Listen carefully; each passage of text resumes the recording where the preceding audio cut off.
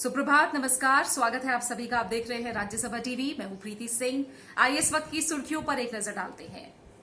Corona संकट और lockdown के बीच आज ईद उल फित्र का त्योहार मनाया जा रहा है। धर्मगुरुओं ने लोगों से घर में रहकर नमाज अदा करने, एहतियात बरतने और व्यक्तिगत दूरी बनाए रखने की अपील की है।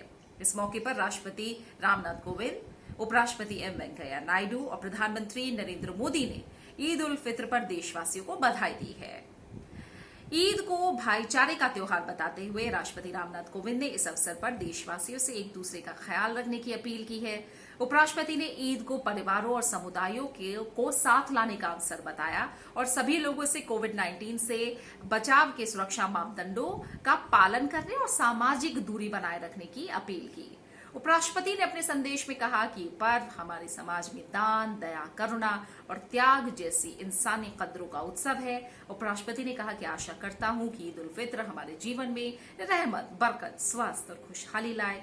साथ ही प्रधानमंत्री नरेंद्र मोदी ने भी देशवासियों को ईद उल फित्र की बधाई दी है। देश में आज से घरेलू उड़ानें चरणबद्ध तरीके से शुरू हो रही हैं। शुरुआत में सिर्फ 30% उड़ानों के साथ हो रही है। हवाई अड्डे पर सुरक्षित दूरी बनाए रखने और कोरोना से संबंधित सभी परामर्शों के पालन के प्रबंध किए गए हैं और विभिन्न स्थानों पर हैंड सैनिटाइजर भी रखा गया है। यात्रियों को कम से कम 2 घंटे पहले एयरपोर्ट पहुंचना होगा। सिर्फ वेब चेक इन ही किया जा सकेगा। यात्रियों के पास आरोग्य सेतु ऐप होना जरूरी होगा। यात्रियों को मास्क पहनना होगा और एक सैनिटाइजर की बोतल साथ रखनी होगी। उन्हें केवल एक चेक इन बैग ले जाने की इजाजत होगी। इसके साथ ही सरकार ने किराए की न्यूनतम और अधिकतम सीमा भी निर्धारित कर दी है। इस बीच स्वास्थ्य मंत्रालय ने हवाई, ट्रेन, अंतर्राज्यीय बस से घरेलू यात्रा के लिए दिशा निर्देश जारी कर दिए हैं। इसमें कहा गया है कि संबंधित एजेंसियों को टिकट के साथ क्या करें और क्या ना करें की सूची देनी होगी। यात्रियों को आरोग्य सेतु ऐप डाउनलोड करने की सलाह दी गई है। हवाई अड्डों, रेलवे स्टेशनों और बस अड्डों के साथ ही विमानों, ट्रेनों और बसों के भीतर भी कोविड-19 को लेकर एहतियाती कदमों की जानकारी संबंधी घोषणा की जानी चाहिए। सभी यात्रियों के प्रस्थान स्थल पर थर्मल स्क्रीनिंग हो और केवल उन्हीं को सवार होने दिया जाए जिनमें लक्षण ना हो। यात्रियों को फेस मास्क का प्रयोग करने के साथ ही साफ सफाई के नियमों का पालन करना होगा।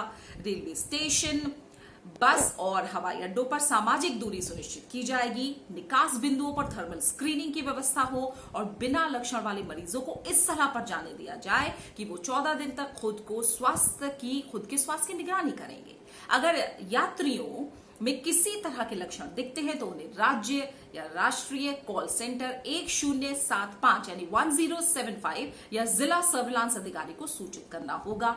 जिन यात्रियों में मध्यम या गंभीर लक्षण पाए जाएंगे उन्हें कोविड स्वास्थ्य केंद्रों में भर्ती कराया जाएगा। अगर वो संक्रमित नहीं पाए गए तो उन्हें खुद को घर पर 7 दिनों के लिए पृथक रखने के लिए कहा जाएगा। मंत्रालय ने बताया कि राज्य पृथक रखने के संबंध में अपने हिसाब से नियम बना सकते हैं। स्वास्थ्य मंत्रालय ने विदेश से आने वाले यात्रियों के लिए भी दिशा निर्देश जारी किए हैं, जिसके अनुसार सभी यात्रियों को यात्रा से पहले शपथ पत्र देना होगा कि वो 14 दिन के अनिवार्य पृथक वास में रहेंगे। इनमें 7 दिन का सशुल्क संस्थागत क्वारंटीन शामिल है, जिसका खर्चा यात्रियों को देना होगा। अगले 7 दिन घर पर ही आइसोलेशन में रहना होगा और स्वयं ही स्वास्थ्य की निगरानी करनी होगी। पूरे 14 दिन घर पर ही क्वारंटीन में रहने की अनुमति दी जा सकती है, लेकिन इसके लिए विशेष कारण होने चाहिए। मानवीय संकट, गर्भवती स्त्री, परिवार में मृत्यु, गंभीर बीमारी और 10 वर्ष से छोटे बच्चों के माता पिता जैसे मामलों में घर पर ही क्वारंटीन रहने की अनुमति दी जा सकती है। ऐसे मामलों में आरोग्य सेतु ऐप का होना जरूरी होगा। जमीनी सीमाओं के जरिए आने वाले यात्रियों को भी इन नियमों का पालन करना होगा और केवल बिना लक्षण वाले यात्रियों को ही सीमा पार करके भारत में प्रवेश करने दी जाएगी। यात्रियों को टिकट के साथ क्या करें और क्या ना करें की सूची आरोग्य सेतु ऐप डाउनलोड करने की सलाह भी है। साथ ही थर्मल स्क्रीनिंग के बाद सिर्फ बिना लक्षण वाले यात्रियों को ही सफर करने की अनुमति समेत बाकी दिशा निर्देशों और घरेलू यात्रा जैसे ही है। मंगलवार से उत्तर प्रदेश सरकार ने व्यापारिक और आर्थिक गतिविधियों के लिए कुछ छूट का ऐलान किया है। अब दफ्तर अपनी आधी क्षमता के साथ काम कर सकेंगे। पहले केवल 33% कर्मचारियों को आने की छूट दी गई थी। इस बीच लखनऊ में शॉपिंग कॉम्प्लेक्सों को भी खोलने की इजाजत दे दी गई है, लेकिन उन्हें कुछ शर्तों का पालन करना पड़ेगा। Central air condition complex air condition नहीं चलाएंगे। इसके अलावा कॉम्प्लेक्स की केवल 1/3 दुकानें ही खुलेंगी। प्रवेश द्वारों पर थर्मल स्कैनर्स और सैनिटाइजर्स का इंतजाम करना होगा। दुकान में काम कर रहे कर्मचारियों को हाथ में दस्ताने पहनने होंगे। साथ ही बच्चों, बुजुर्गों और गर्भवती महिलाओं को प्रवेश की अनुमति नहीं होगी और ऑफिस और दुकानों पर सभी को मास्क पहनना होगा और सोशल डिस्टेंसिंग का पालन करना होगा। भारतीय सेना ने चीन द्वारा लद्दाख में भारतीय सैनिकों को बंधक बनाए जाने की खबरों का खंडन किया है। रविवार को जारी एक बयान में भारतीय सेना के प्रवक्ता ने कहा कि सीमा पर किसी भी भारतीय सैनिक को बंधक नहीं बनाया गया है और हम इसका पूरी तरह खंडन करते हैं। मीडिया द्वारा फैलाई गई ऐसी आधारहीन खबरें राष्ट्रहित में नहीं होती। पिछले दिनों भारत चीन सीमा पर हुए तनाव के बाद कुछ खबरों में कहा गया था कि चीनी सैनिकों ने भारतीय थल सेना और आईटीबीपी के कुछ जवानों को थोड़ी देर के लिए बंधक बना लिया था। कॉमनवेल्थ की महासचिव पेट्रिशिया स्कॉटलैंड ने प्रधानमंत्री नरेंद्र मोदी के डिजिटल इंडिया कार्यक्रम की सराहना की है।